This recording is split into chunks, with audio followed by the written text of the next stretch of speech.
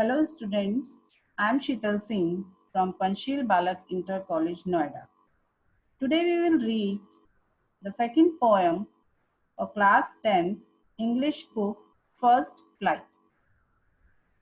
Poem second, Fire and Ice by Robert Frost. Now the time for about the poet. Robert Frost was an American poet who was much admired for his depiction of the rural life of New England. His realistic words portraying ordinary people in everyday situations. Robert Frost received 4 Pulitzer Prizes for poetry. On July 22, 1961, Frost was named Poet Laureate of Vermont. Vermont is also the place of America. Fire and Ice, one of Robert Frost's most popular poems, was published in December 1920. It discusses the end of the world, comparing the force of fire with the emotion of desire and ice with that of hate. The title of this poem, Fire and Ice. The poem is titled Fire and Ice, but it is not about natural disaster. Frost turns fire and ice into symbols of two different sides of human beings, the passionate and the rational. Frost seems to believe that since both have the power to destroy human beings, so the debate posed by the poem, how the world will end, is basically irrelevant. The need of the hour is to figure out what needs to be done to save it. In a sense, the title ironically understates Frost's real concern that is explaining and portraying with the help of this poem. And so this Fire and Ice, one of Robert Frost's most popular poems. So now the time for the main central idea of this poem.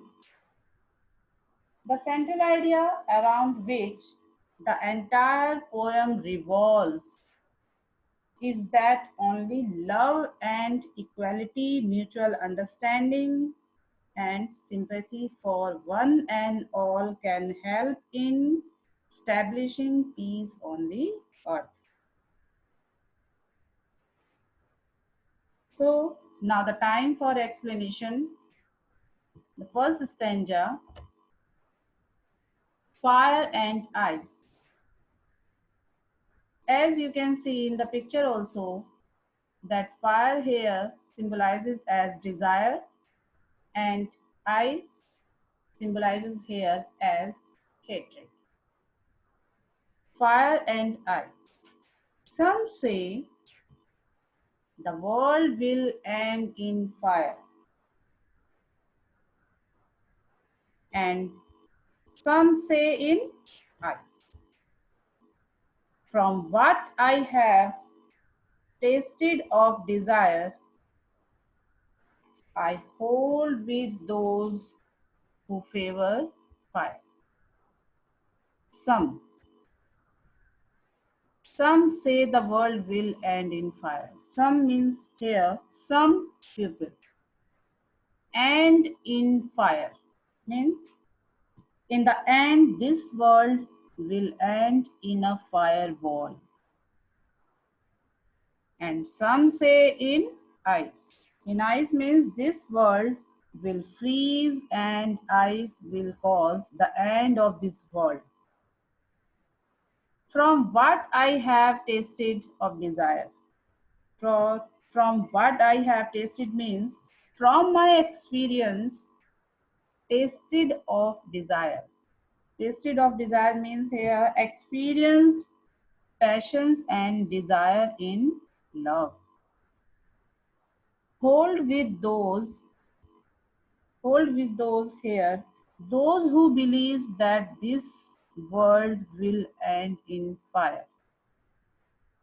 Here, the poet says that this existing world will come to an end one day. People are divided on this issue. Some people believe that this world will end in fire, fire of passions and desire will lead to the end of the world. And some people think that this world will end in ice. Cold reasoning and hate will lead this world to destruction. However, the poet has experienced passions of love and desire. He supports those who believe that fire of passions and desire will lead to the destruction of this existing world. In the second stanza, we will see, but if it had to perish twice, perish means destroy. But if it had to perish twice, I think I know enough. Enough means here sufficient of hate to say that for destruction ice is also great and would suffice. Hate means, what is the meaning of hate here? Dislike, and destruction, ruin, and suffice means enough. Fire can bring the destruction of the existing world, but if this existing world has to be destroyed not once but twice, then ice is strong enough to do this job. The poet has seen and experienced enough of hatred in this world, cold reasoning devoid of human feeling only produce hate, and this cold reasoning is like ice.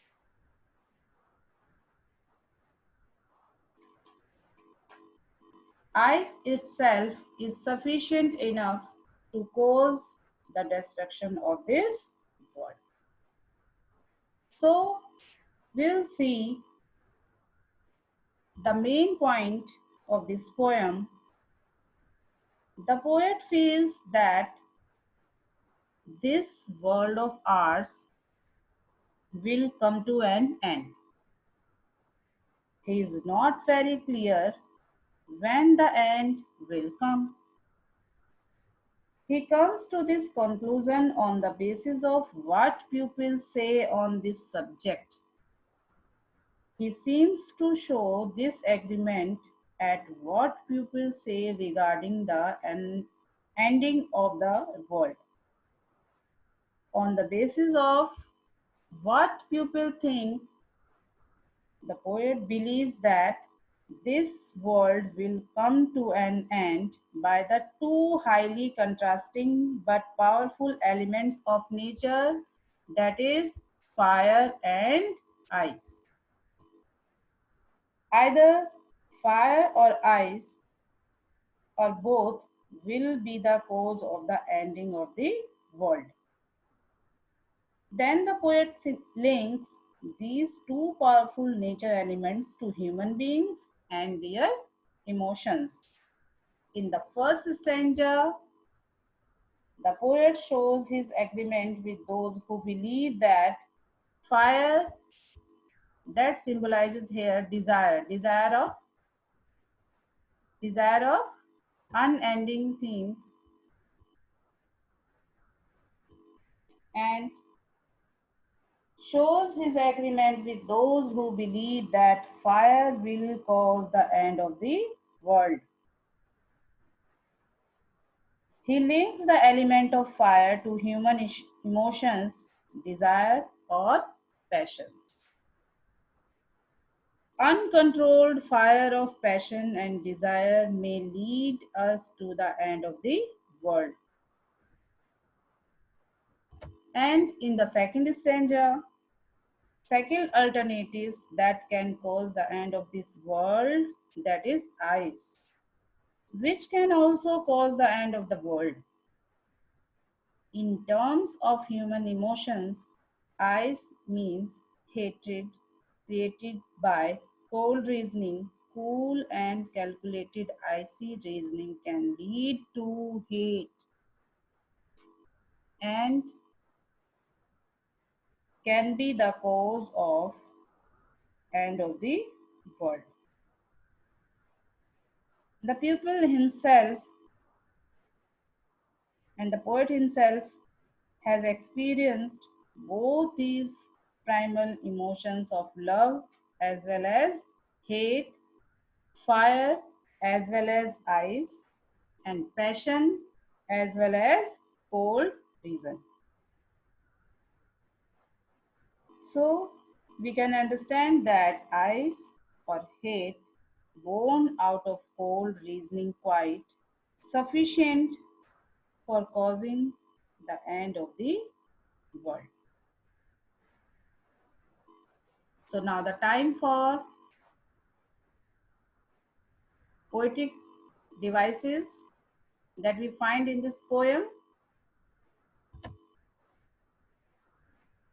And the first poetic device, firstly, I will explain here and then I will explain with the text also.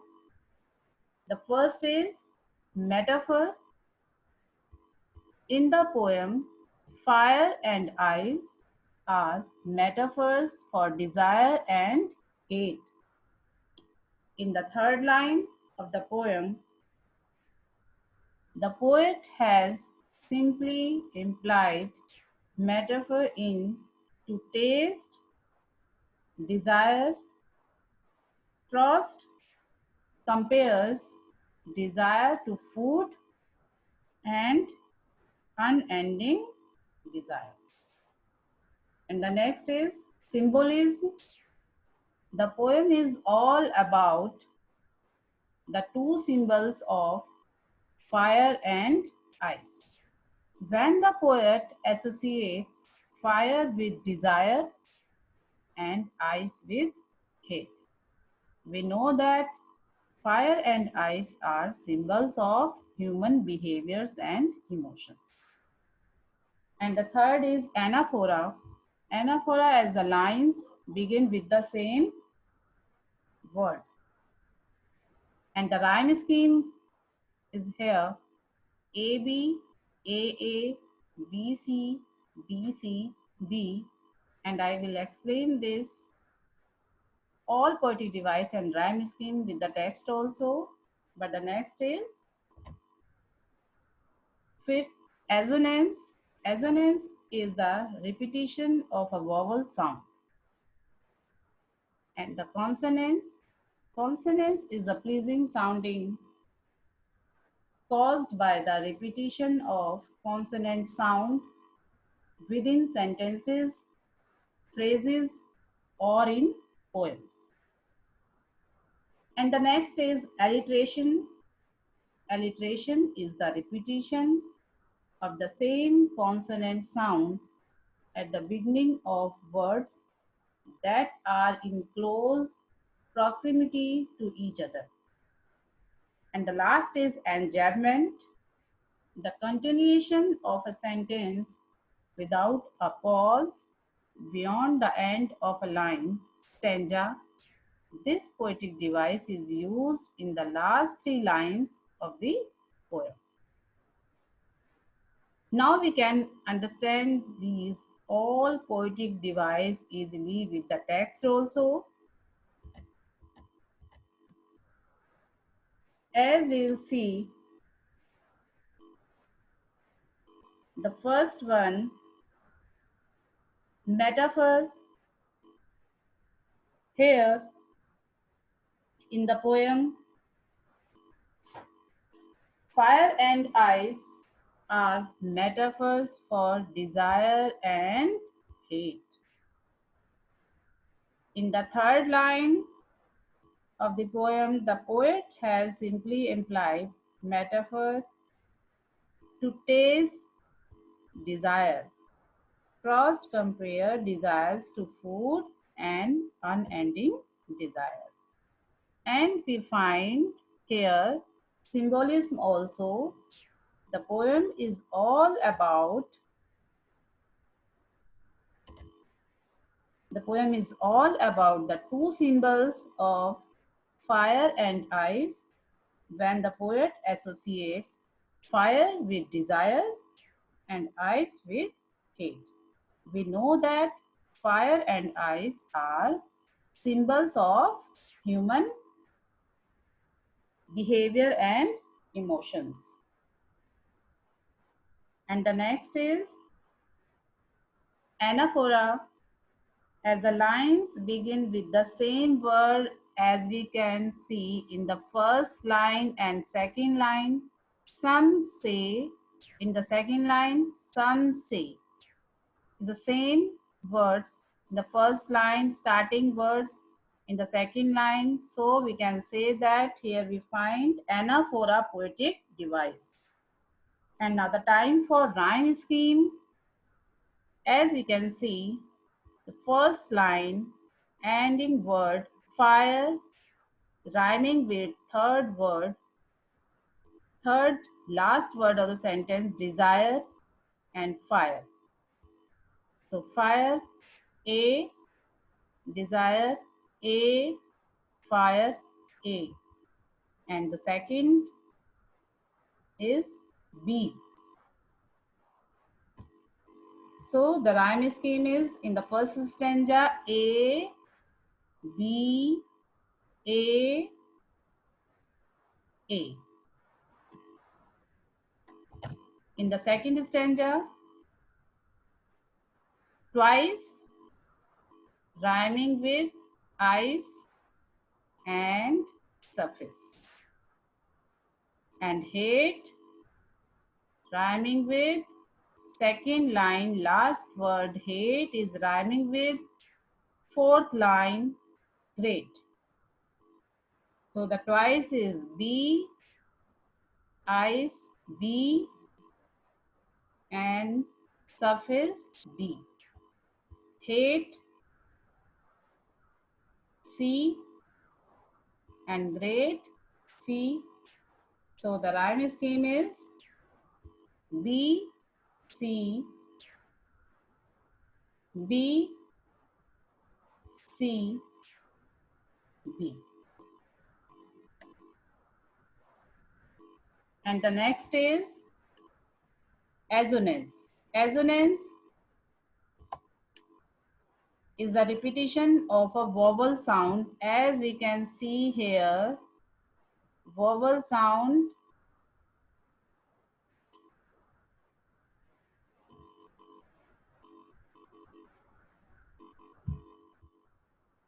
in the line will and in fire. Will, I, in, I, fire, I. It's a vowel sound. And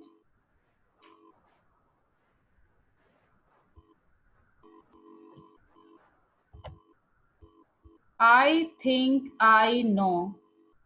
I think I I, that is also assonance vowel sound. And the next is consonance. Consonance is a pleasing sounding caused by the repetition of consonant sound within sentences, phrases, or in poems, as we can see with th, those th. Here we find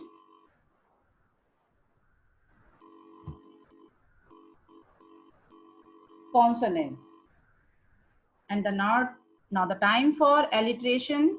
Alliteration is the repetition of the same consonant sound at the beginning of words that are in close proximity to each other.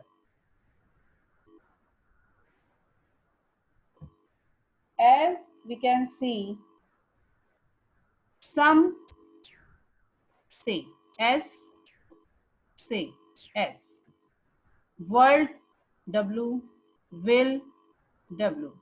That is alliteration. And the next is last enjambment, the continuation of the sentence without a pause beyond the end of a line or stanza. This poetic device is used in the last three lines of the poem, as we can see, to say that for destruction ice is also great and would suffice.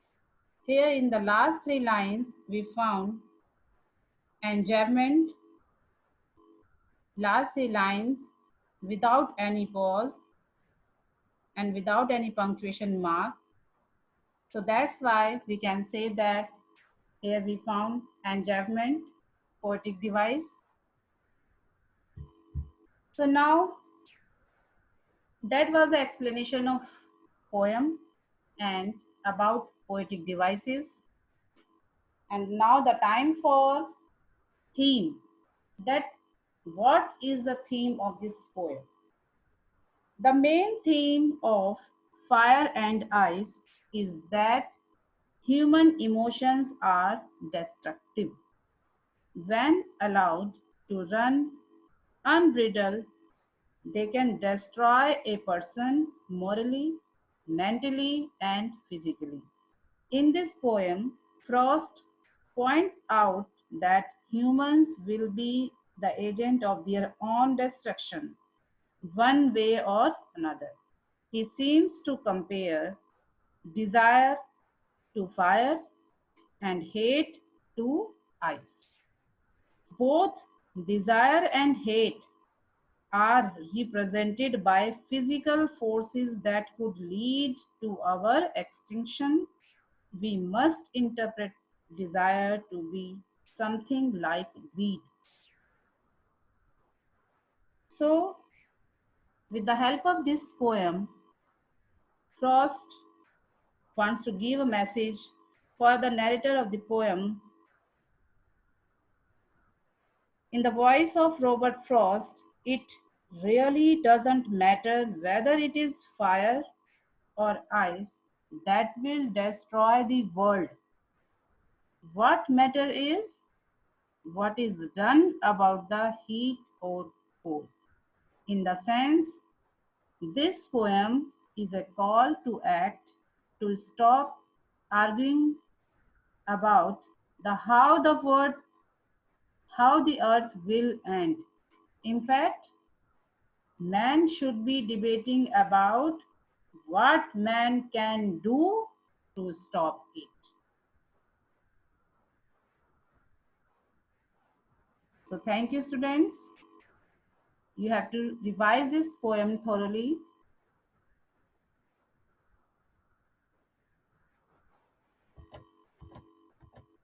So thank you for watching. Stay safe, stay indoors, and eat healthy.